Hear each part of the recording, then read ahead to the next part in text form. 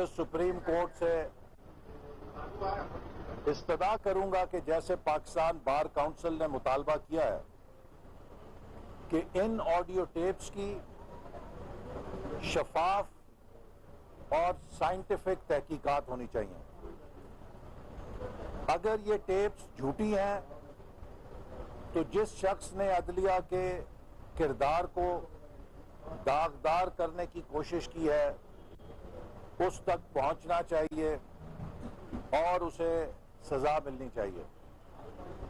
لیکن اگر یہ ٹیپ سچی ہیں تو یہ پاکستان کی عدالت عالیہ، عدالت عظمیٰ، ہماری سپریم کورٹ، اس کے اوپر ایک بہت بڑا دھبا ثابت ہو سکتی ہے. پاکستان میں آج جن حالات سے ہم گزر رہے ہیں، میں بغیر کسی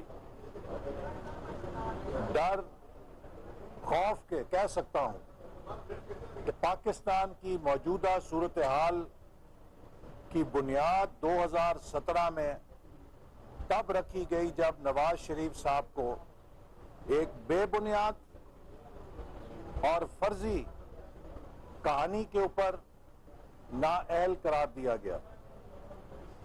میں فرضی کہانی اس لیے کہہ رہا ہوں کہ دنیا میں کبھی ایسا نہیں ہوا کہ آپ کے خلاف مقدمہ جو ہے وہ کسی اور جرم میں چلایا جائے، ٹرائل کسی اور جرم میں ہو، اور آپ کو سزا جو ہے وہ کسی ایک بے بنیاد چیز کے اوپر سوچ کے دے دی جائے. 2013 میں پاکستان آج جیسے حالات میں ہی تقریباً گرا ہوا تھا.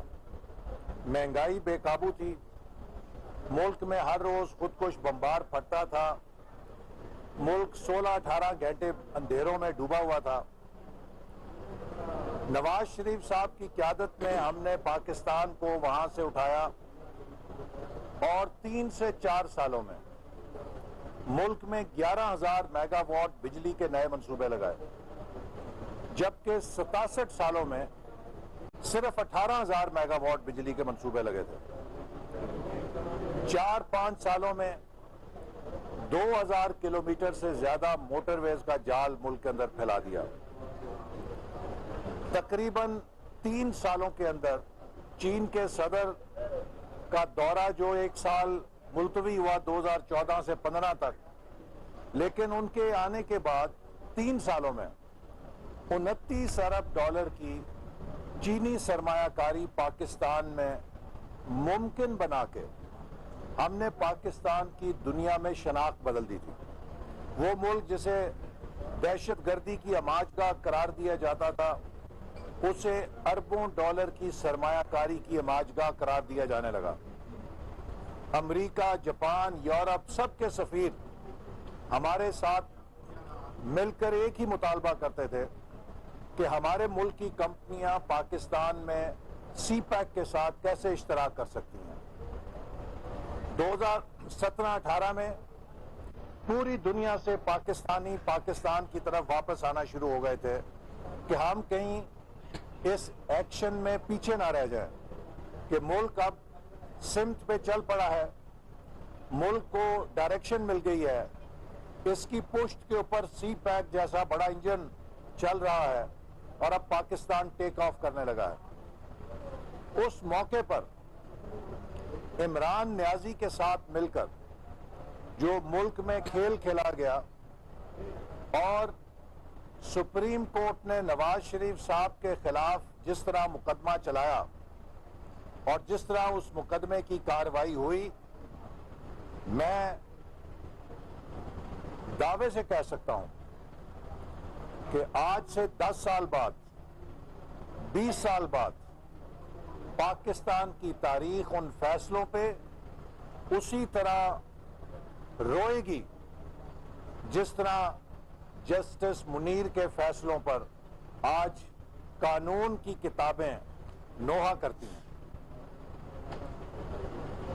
پاناما کا ڈرامہ رچایا گیا اور سزا اس بات پہ دی گئی کہ نواز شریف صاحب نے اپنے بیٹے سے 10,000 درم کی تنخواہ جو وصول کر سکتے تھے وصول نہیں کی اور اپنے اثاثوں میں نہیں لکھی. مجھے بتائیں کہ جو شخص کروڑوں کے اثاثے ظاہر کر رہا ہے اسے 10,000 درم چھپانے کی کیا ضرورت ہے؟ لیکن ایک بے بنیاد اور ایک عقل میں سمجھ نہ آنے والی توجیہ سے ملک کے وزیر اعظم کو نااہل کر دیا گیا اور اسے اپیل کا حق بھی نہیں دیا گیا. یہی عدالت ہے، سپریم کورٹ ہے، کہ جب چیف جسٹس کی برطرفی کا کیس چلا تو جسٹس رمدے صاحب کی قیادت میں 11 رکنی بینچ تھا. اس میں جسٹس رمدے نے کہا کہ یہ چیف جسٹس کوئی نائب قاصد ہوتا ہے کہ ایک نائب قاصد کو بھی برطرفی کے بعد اپیل کا حق ملتا ہے، تو کس طرح چیف جسٹس کو کسی اپیل کے بغیر برطرف کر دیا گیا؟ تو کیا ہم یہ سوال کرنے میں حق بجانب نہیں ہیں کہ کیا اس ملک کے 22 کروڑ عوام کا وزیر اعظم وہ ایک نائب قاصد جتنی حیثیت بھی نہیں رکھتا کہ اسے کھڑے پیر بغیر اپیل کے فارغ کر دیا جائے؟ اور اس بحران نے پاکستان کی بین الاقوامی ساکھ کو بری طرح متاثر کیا. میں چین میں گیا، وہاں پر ایک بڑے کاروباری گروپ کے سربراہ مجھے ملے جو پاکستان میں بڑی فیکٹری لگانے کے لیے آئے ہوئے تھے چند ماہ پہلے. تو میں نے ان سے جب پوچھا کہ آپ کے پروجیکٹ کا کیا بنا تو وہ خاموش رہے. میں نے پھر ان سے پوچھا کہ آپ تو تقریباً زمین وغیرہ کا انتخاب کر چکے تھے تو آپ کا پروجیکٹ کہاں پہنچا؟ انہوں نے چٹکی بجائی اور کہا کہ ایکسلنسی اگر آپ اپنے وزیر اعظم کو ایسے فارغ کر سکتے ہیں، میں تو ایک فورن انویسٹر ہوں، مجھے اپنے 2 ارب ڈالر کے سیکیورٹی کا سوچنا پڑے گا. تو ہمیں اندازہ نہیں ہوتا کہ ہم اس قسم کے جو ناٹک کھیلتے ہیں ان سے ملک کی بین الاقوامی ساکھ پہ کیا نقصان پہنچتا ہے. اسی طرح پاکستان کو اللہ تعالیٰ نے کاپر اور سونے کے ذخائر سے مالا مال کیا، اربوں ڈالر کی ہمیں دولت دی. دنیا کی واحد مثال پاکستان ہے کہ جہاں پہ اس ذخیرے سے ہم نے $1 نہیں کمایا، 9 ارب ڈالر کا پھندا آربیٹریشن میں اپنے گلے میں ڈال دیا. ایسی مثالیں آپ کو دنیا میں کہیں نہیں ملتی. ابھی ہم نے پچھلے 4 سالوں میں قیدیں کاٹی، صعوبتیں کاٹی، اور ہمارے خلاف ایک شخص عمران خان جس کا نام ہے اس نے جھوٹے مقدمے بنائے. چونکہ ہر مقدمہ مہینوں چل کے بالآخر جھوٹا ثابت ہوا، لیکن ہمیں ان جھوٹے مقدموں میں انصاف لینے کے لیے مہینوں انتظار کرنا پڑا. اور آج پی ٹی آئی کے لوگ کسی مقدمے میں گرفتار ہوتے ہیں، دنوں میں ان کی ضمانت مل جاتی ہے. کاش کہ انصاف کی یہ رفتار اس دور میں بھی ہوتی جب ہمارے خلاف جھوٹے مقدمے چل رہے تھے. لیکن شاید آج عدلیہ آزاد ہے چونکہ ہم عدلیہ کو مینوپولیٹ نہیں کر رہے، اور اس وقت عدلیہ آزاد نہیں تھی فیصلے کرنے میں. میں اس کی ایک مثال دیتا ہوں، اور میرا یہ سوال سپریم کورٹ سے، میں پاکستان کا ایک شہری بھی ہوں، میں پاکستان کی پارلیمنٹ کا رکن بھی ہوں، اور محترم جج صاحبان ہم سے بھی سوال کرتے ہیں تو میں بھی ادب کے ساتھ بہت دست بدستہ آج تک یہ سوال بار بار پوچھ چکا ہوں. مجھے اس کا جواب نہیں ملا، اور مجھے خوشی ہوگی کہ اگر اس کا جواب مل سکے. عمران نیازی نے پنجاب کے بلدیاتی اداروں کو غیر آئینی طور پہ برطرف کیا. بھلا ہو جسٹس قاضی فائز عیسیٰ کا کہ 1 سال دھکے کھانے کے بعد انہوں نے اس کیس کا نوٹس لیا، اس کی سماعت شروع ہوئی. چیف جسٹس گلزار صاحب کی قیادت میں 2-3 رکنی بینچ نے پنجاب کے بلدیاتی اداروں کو بحال کیا. 7 مہینے تک عثمان بزدار اور عمران نیازی سپریم کورٹ کے فیصلے کے ساتھ فٹ بال کھیلتا رہا، اپنے پیروں کے نیچے مسلتا رہا. اتنی بے توقیری مجسٹریٹ دفعہ 30 یا کوئی سول جج یا لوور کورٹ کا جج جو ہے وہ بھی اپنے فیصلے کی بے توقیری پہ اس طرح آنکھیں نہیں بند کرتا. 7 مہینے تک سپریم کورٹ نے عمران نیازی اور عثمان بزدار کی اس ڈیفائنس کا، سپریم کورٹ کے فیصلے کو اس طرح ردی کی ٹوکری میں پھینکنے کا نوٹس تک نہیں لیا. وہ بیچارے یہاں آ کے توہین عدالت کی درخواست دیتے تھے، وہ بھی آگے التوا میں پڑ جاتی تھی. میں یہ پوچھنا چاہتا ہوں کہ یہ عمران نیازی نے کون سی سلیمانی ٹوپی پہن رکھی ہے کہ پاکستان کی عدالتیں، پاکستان کا قانون، پاکستان کا آئین سب اس کے آگے بے بس ہے. صرف ایک سلیمانی ٹوپی ہے اس کے پاس کہ اس نے گالیاں نکالنے کی سائنس سیکھی ہے، کہ جہاں یہ دیکھتا ہے کہ میں کسی کی گرفت میں آنے لگا ہوں اس کے خلاف اپنے سوشل میڈیا کے ذریعے گالی گلوچ شروع کر دیتا ہے. تو کیا اب پاکستان میں فیصلے اس بنیاد پہ ہوں گے کہ کس کے پاس گالیاں نکالنے کی زیادہ بڑی طاقت ہے؟ کیا پاکستان میں فیصلے آئین اور قانون کی روشنی میں ہوں گے یا کسی کی گالیاں نکالنے کی صلاحیت کو دیکھ کر ہوں گے؟ عمران نیازی کی 7 ماہ تک پنجاب صوبے کے بلدیاتی اداروں کی حق حکمرانی کو غیر آئینی طور پہ سلب کرنے، تباہ کرنے کے فیصلے کو عمل درآمد نہیں ہو سکا، اور حکومت نے اپنی مرضی کے ساتھ آخری مہینے میں جب ان کی مدت ختم ہونے لگی تھی ان کو بحال کر کے بس اشک شوئی کے طور پہ وہ سارا کام کر دیا. میں حیران ہوں، مجھے توہین عدالت کا کیس بھگتنا پڑا. جسٹس مظاہر نقوی صاحب نے مجھے عدالت کے ادب کا سبق پڑھایا. اس کیس میں بڑے ادب کے ساتھ میں نے سیکھا، پڑھا. کس جرم کے اوپر؟ کہ یہاں پہ ایک دفعہ جسٹس ثاقب نثار صاحب نے عدالت میں بیٹھ کے کہا ایک وائس چانسلر کو کہ آپ کو احسن اقبال نے سفارش کے ساتھ لگایا. تو میں نے ایک سیمینار میں کہا کہ چیف جسٹس صاحب آپ کو یہ کس نے حق دیا کہ آپ مجھے سنے بغیر میرے اوپر اتنا بڑا الزام لگائیں؟ میں تعلیم میں کسی نااہل شخص کو لگوانا اپنے لیے گناہ کبیرہ سمجھتا ہوں، اور میں نے ہمیشہ میرٹ کے اوپر تعلیم میں اور ہر جگہ تقرریاں کی ہیں.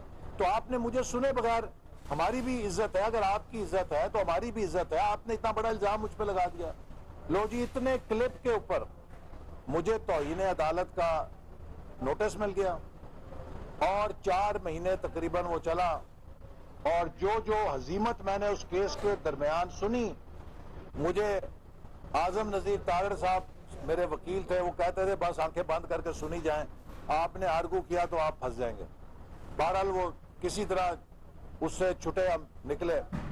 تو میرا مقصد ہے کہ میں نے تو ایک اتنی سی بات کے اوپر کہ جو چیف جسٹس ثاقب نثار نے کی تھی اس کے جواب میں کہا کہ مجھے سنے بغیر آپ نے میرے پہ اتنا بڑا الزام کیوں لگا دیا؟ آپ پاکستان کے کسٹوڈین ہیں انصاف کے، مجھے آپ چارج شیٹ کرتے، مجھے آپ نوٹس دیتے کہ بھئی کیا تم نے کوئی سفارش پہ کسی کو لگایا؟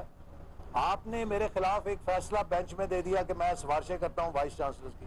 تو میں نے تو اس پہ بھگتی کارروائی. یہ عمران نیازی کے پاس کون سی سلیمانی ٹوپی ہے کہ یہ عدالت کے فیصلوں کے پرخچے ہوا ہے، یہ ریڈ زون کے اندر آ کے جو مرضی کر جائے، اسے کوئی پوچھ نہیں سکتا. ایک یک طرفہ طور پہ وہ چلی جا رہا ہے، پورے ملک کے ساتھ کھیلی جا رہا ہے. اور اب آپ نے دیکھا کہ جس طرح کی میچ فکسنگ ہوتی ہے اس طرح کی کیس فکسنگ کی باتیں آ رہی ہیں مبینہ طور پہ.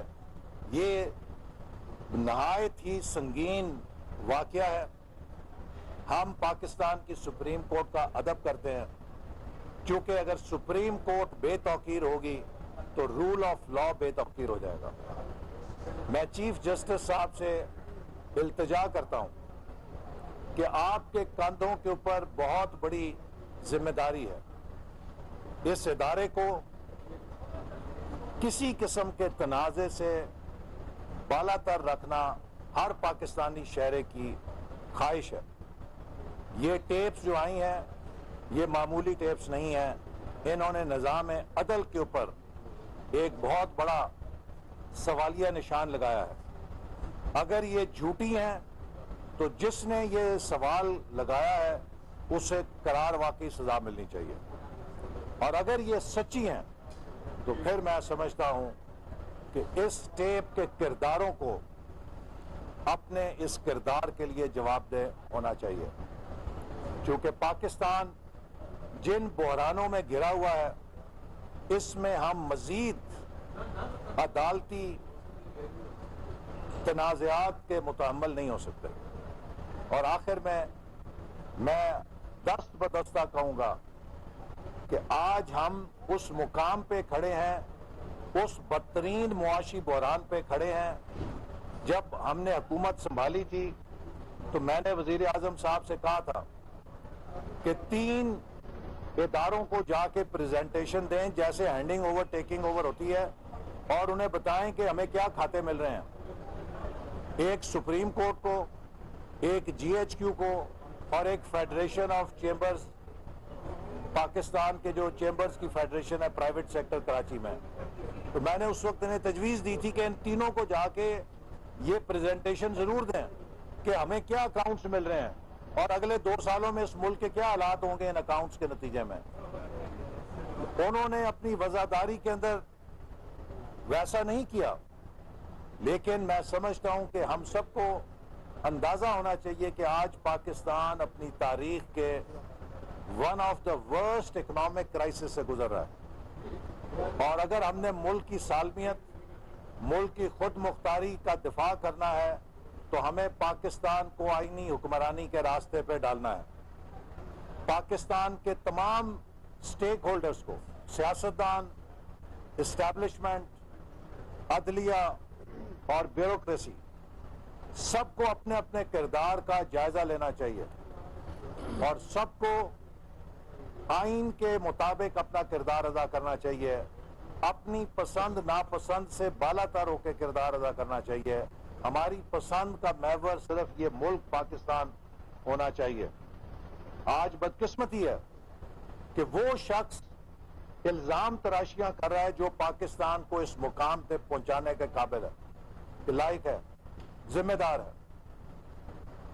مجھے افسوس سے کہنا پڑتا ہے کہ ہمارے بعض پڑھے لکھے ججوں نے اور جرنیلوں نے اس نااہل اور ناتجربہ کار شخص کو پاکستان کے اوپر مسلط کیا.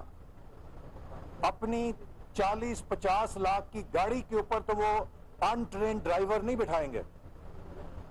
پاکستان کا کوئی جرنل یا جج یا کوئی شہری اپنی 40-50 لاکھ کی گاڑی کی چابی کسی ایسے شخص کو نہیں دے گا جس نے زندگی میں کبھی گاڑی نہ چلائی ہو.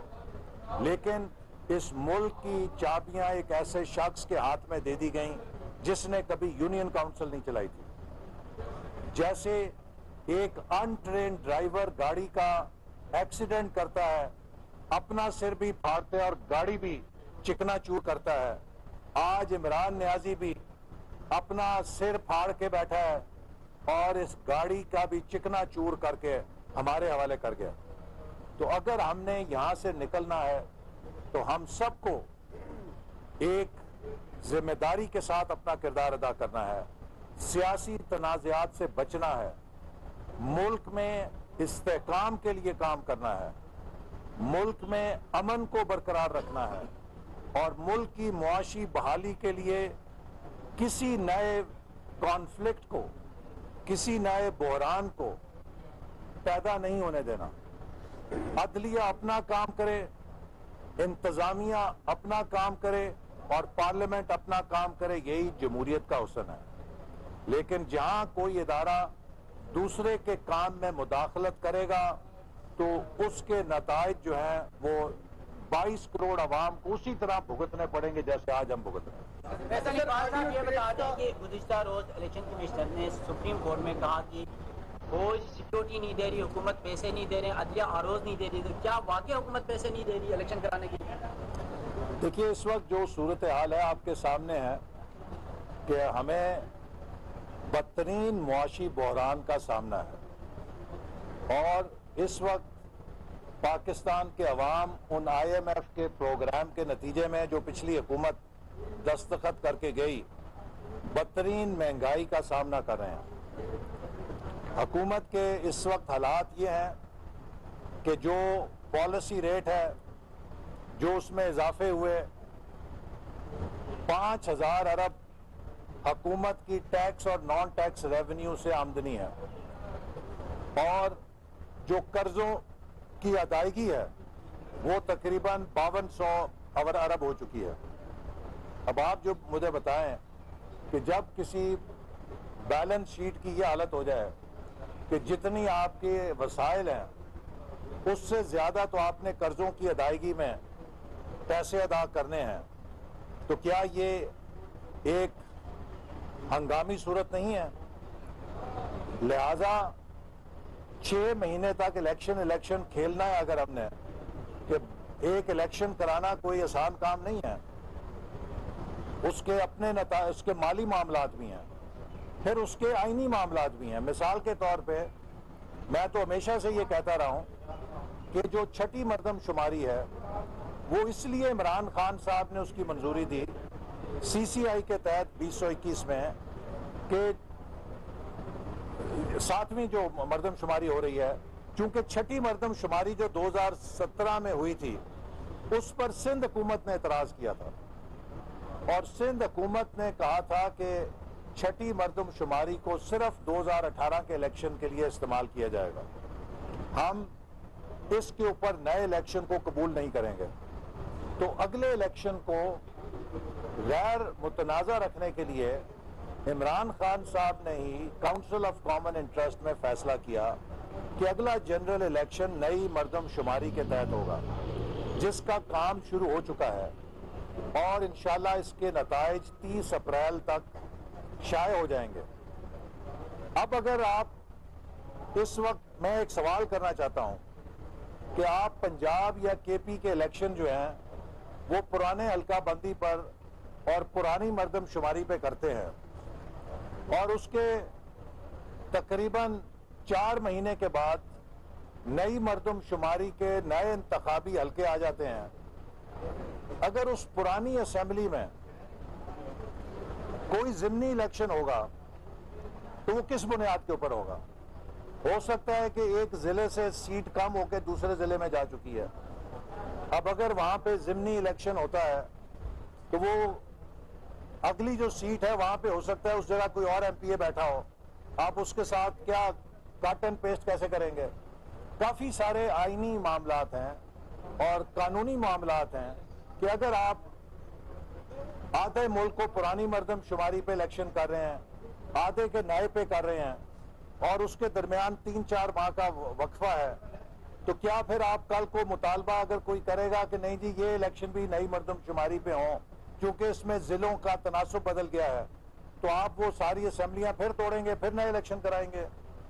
फिर जो हमारी कॉन्स्टिट्यूशनल स्कीम है, अगरचे आईनी तौर पे मुमकिन है कि इलेक्शन आगे पीछे हो सके, लेकिन जो एक स्कीम इस आइन के अंदर है आज तक 75 सालों की, वो ये है कि मुनसिफाना इंतखाबात के लिए हमेशा कौमी और सूबाई असेंबली के इंतखाबात एक दफा हुए हैं। तो मेरा ये एक ज़हन में खदशा है कि अगर अब इलेक्शन होते हैं तो हम इंशाल्लाह उन्हें जरूर लड़ेंगे।